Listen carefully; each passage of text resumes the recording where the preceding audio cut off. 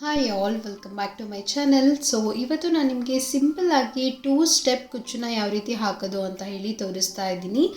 2 step ಮತ್ತು ನಿಮಗೆ ಕೆಳಗಡೆ ಬೇಬಿ ಕುಚ್ಚು ಬರುತ್ತೆ. ಸೊ ಥಂಬ್ನೇಲ್ನಲ್ಲಿ ನೀವು ಆಲ್ರೆಡಿ ನೋಡಿರ್ತೀರ ಯಾವ ರೀತಿಯಾಗಿ ಅಂತ ಹೇಳಿ. ಸೊ ಇವಾಗ ನಾನು ಡಬಲ್ ಕಲರ್ ಸ್ಯಾರಿ ಆಗಿರೋದ್ರಿಂದ ಡಬಲ್ ಕಲರ್ನ ಯೂಸ್ ಮಾಡ್ಕೊತಾ ಇದ್ದೀನಿ. ಸೊ ನಿಮಗೆ ಸಿಂಗಲ್ ಕಲರ್ ಬೇಕಂತಂದರೆ ನೀವು ಸಿಂಗಲ್ ಕಲರ್ ಕೂಡ ಹಾಕೋಬೋದು. ಸೊ ಹಂಗೆ ಮೊದಲಿಗೆ ನಾನು ಮೇಲ್ಗಡೆ ಎಳೆನ ಮಾಡ್ಕೊಳ್ಳೋದಕ್ಕೆ 8 ಎಳೆನ ತೊಗೊತಾ ಇದ್ದೀನಿ. ಹಾಗೆ ಸಣ್ಣದು ಒಂದು ಕಾರ್ಡ್ಬೋರ್ಡ್ನ ತೊಗೊಂಡಿದ್ದೀನಿ, ಮತ್ತು ಒಂದು ರಟ್ ಆಗಿರ್ಬೋದು ಅಥವಾ ಒಂದು ಸ್ಮಾಲ್ ಸೈಜ್ ಬುಕ್ ಇರುತ್ತೆ ಅಲ್ವಾ, ಅದನ್ನಾದರೂ ನೀವು ಯೂಸ್ ಮಾಡ್ಕೋಬೋದು. 8 ಎಳೆ ನಾನಿಲ್ಲಿ ಸುತ್ಕೊತಾ ಇದ್ದೀನಿ, ನೀವು ನೋಡ್ಬೋದು.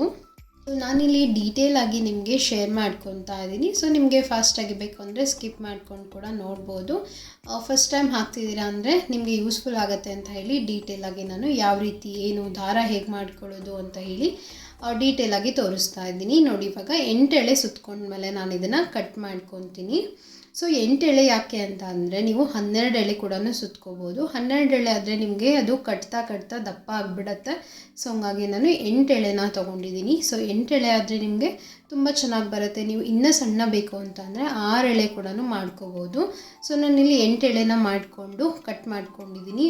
ತುದಿಗೆ ಸ್ವಲ್ಪ ಗಮನ ಹಾಕೊತಾ ಇದ್ದೀನಿ. ಸ್ವಲ್ಪ ಗಮನ ಹಾಕೊಂಡ್ರೆ ನಿಮಗೆ ಸೂಜಿ ಒಳಗಡೆ ಪೋಣಿಸ್ಕೊಳ್ಳೋದಕ್ಕೂ ಕೂಡ ಈಸಿ ಆಗುತ್ತೆ.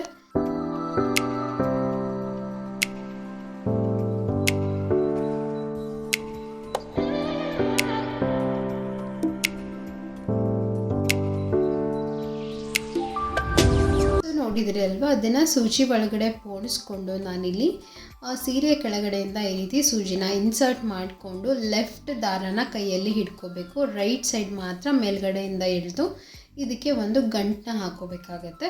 ಸೊ ನಾನು ಇನ್ನೊಂದು 2-3 ಹಾಕೋದನ್ನು ತೋರಿಸ್ತೀನಿ. ಒಂದೇ ಹಾಕ್ಕೊಂಡ್ರೆ ಗೊತ್ತಾಗಲ್ಲ ನಿಮಗೆ, 2-3 ತೋರಿಸ್ತೀನಿ ನಾನು ನಿಮಗೆ. 8 ಎಳೆ ದಾರ ಇರುತ್ತೆ ಅಲ್ವಾ, ಅದನ್ನು ಸೂಜಿ ಒಳಗಡೆ ಪೋಣಿಸ್ಕೊಂಡು ಲೆಫ್ಟ್ ಹ್ಯಾಂಡಲ್ಲಿ ಲೆಫ್ಟ್ ಸೈಡ್ ದಾರನ ಕೆಳಗಡೆ ಹಿಡ್ಕೋಬೇಕು. ರೈಟ್ ಹ್ಯಾಂಡಲ್ಲಿ ರೈಟ್ ಸೈಡ್ ದಾರನ ಮೇಲ್ಗಡೆ ಎಳ್ಕೊಂಡು ಈ ರೀತಿ ಟರ್ನ್ ಮಾಡಿಕೊಂಡು ಒಂದು ನಾಟ್ನ ಹಾಕೋಬೇಕಾಗತ್ತೆ. ನಾಟ್ ಯಾವ ರೀತಿ ಹಾಕೋದು ಅಂತ ಕೂಡ ನೋಡ್ಬೋದು ನೀವು ಇಲ್ಲಿ. ಸೊ ಈ ರೀತಿ ಸೂಜಿನ ಬಳಸ್ಕೊಂಡು ನಾಟ್ ಹಾಕೊಳ್ಳೋದ್ರಿಂದ ನಿಮಗೆ ಸ್ಟಿಫಾಗಿ ಕೂತ್ಕೊಳ್ಳುತ್ತೆ ಮತ್ತು ನಾಟ್ ಕೂಡ ಬಿಚ್ಚೋದಿಲ್ಲ, ಟೈಟಾಗಿ ಕೂತ್ಕೊಳ್ಳುತ್ತೆ. ಓಕೆನಾ? ಸೊ ಈ ಒಂದು ಟಿಪ್ನ ಖಂಡಿತ ಫಾಲೋ ಮಾಡಿ. ಕೈಯಿಂದ ನೀವು ನಾಟ್ ಹಾಕ್ಕೊಂಡ್ರೆ ಸಿಲ್ಕ್ ಥ್ರೆಡ್ ಆಗಿರೋದ್ರಿಂದ ಅದು ಬಿಚ್ಕೊಳ್ಳೋ ಚಾನ್ಸಸ್ ಇರುತ್ತೆ. ನೋಡಿ, ಈ ರೀತಿ ಒಂದು ಸೂಜಿಯಿಂದ ನಾಟ್ ಹಾಕೊಳ್ಳೋದ್ರಿಂದ ಅದು ಟೈಟಾಗಿ ಕೂತ್ಕೊಳ್ಳುತ್ತೆ. ನೀವು ಎಷ್ಟೇ ಟ್ರೈ ಮಾಡಿದರೂ ಕೂಡ ಬಿಚ್ಚೋದಿಲ್ಲ. ಸೊ ಇದೇ ರೀತಿ ನಾವು ಎಲ್ಲ ಸೀರೆ ಕಂಪ್ಲೀಟಾಗಿ ಈ ರೀತಿ ಮುಂಚೆನೇ ರೆಡಿ ಮಾಡಿ ಇಟ್ಕೊಂಡ್ಬಿಟ್ರೆ ನೆಕ್ಸ್ಟ್ ಸ್ಟೆಪ್ಪನ್ನು ಕೂಡ ನಾವು ಈಸಿಯಾಗಿ ಮಾಡ್ಕೋಬೋದು.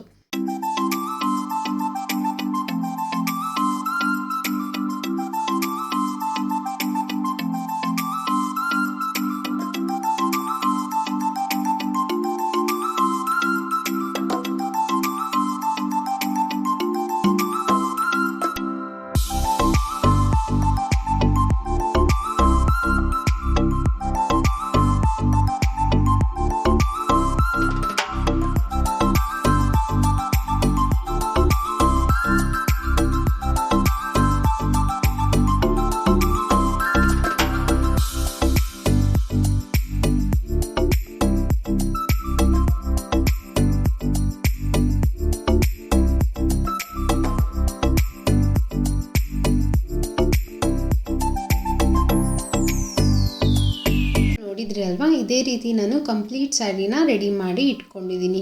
ಸೊ ಇವಾಗ ನೆಕ್ಸ್ಟ್ ಸ್ಟೆಪ್ಪನ್ನು ಯಾವ ರೀತಿ ಮಾಡೋದು ಅಂತ ಹೇಳಿ ನೋಡೋಣ. ಮೊದಲಿಗೆ ಲೆಫ್ಟ್ ಸೈಡ್ ದಾರ ಏನಿರುತ್ತೆ ಅಲ್ವಾ, ಅದರಲ್ಲಿ ಅರ್ಧದಷ್ಟು ದಾರನ ತೊಗೋಬೇಕು. ರೈಟ್ ಸೈಡ್ ದಾರದಲ್ಲಿ ಅರ್ಧದಷ್ಟು ದಾರನ ತೊಗೋಬೇಕು. ಸೊ ತೊಗೊಂಡು ಇದನ್ನು ಒಂದು ನಾಟ್ ಹಾಕ್ತಾ ಹೋಗಬೇಕು. ಸೊ 2 ಕಡೆಯೂ ಅಷ್ಟೇ. ಫಸ್ಟ್ ದಾರ ಏನಿರುತ್ತೆ ಲೆಫ್ಟ್ ಸೈಡಿಂದ ನೀವು ಹಾಕ್ತಾ ಇದ್ದೀರಾ ಅಂದರೆ ಫಸ್ಟ್ ದಾರನ ಫುಲ್ ತೊಗೋಬೇಕಾಗತ್ತೆ, ಮತ್ತು ನೆಕ್ಸ್ಟ್ ಸೆಕೆಂಡ್ ಒಂದು ದಾರನ ಹಾಫ್ ತೊಗೋಬೇಕಾಗತ್ತೆ. ಸೊ ಹಾಗೆ ಕಂಟಿನ್ಯೂ ಮಾಡ್ಕೋತಾನೆ ಲೆಫ್ಟ್ ಹಾಫು ರೈಟ್ ಹಾಫು, ಅಂದರೆ ಬಲಗಡೆಯಿಂದ ಅರ್ಧ ದಾರನ ತೊಗೋಬೇಕು, ಎಡಗಡೆಯಿಂದ ಅರ್ಧ ದಾರನ ತೊಗೋಬೇಕು. ಅರ್ಧ ದಾರನ ತೊಗೊಂಡು ಈ ರೀತಿ ಗಂಟನ್ನ ಹಾಕ್ಕೊತ ನೀವು ಕಂಪ್ಲೀಟಾಗಿ ಸೀರೆನ ಮುಗಿಸ್ಕೋಬೋದು. ಹಾಗೆಯೇ ನೆಕ್ಸ್ಟ್ ಸ್ಟೆಪ್ಪು ಹಾಗೆಯೇ ಸೇಮ್ ನಿಮಗೆ ಲೆಫ್ಟ್ ಅರ್ಧ ರೈಟ್ ಅರ್ಧ ಇದೇ ರೀತಿ ನೀವು ಒಂದು 3 ಸ್ಟೆಪ್ಪನ್ನು ಮಾಡ್ಕೋಬೇಕಾಗತ್ತೆ. ಸೊ ನಾನು ಯಾವ ರೀತಿ ಹಾಕ್ತಿದ್ದೀನಿ ಅಂತ ಹೇಳಿ ನೀವು ನೋಡ್ಕೋಬೋದು. ಲೆಫ್ಟಲ್ಲಿ ಹಾಫ್ ರೈಟಲ್ಲಿ ಹಾಫ್ ತೊಗೊಂಡು ಗಂಟನ್ನ ಹಾಕ್ಕೊತಾ ಇದ್ದೀನಿ.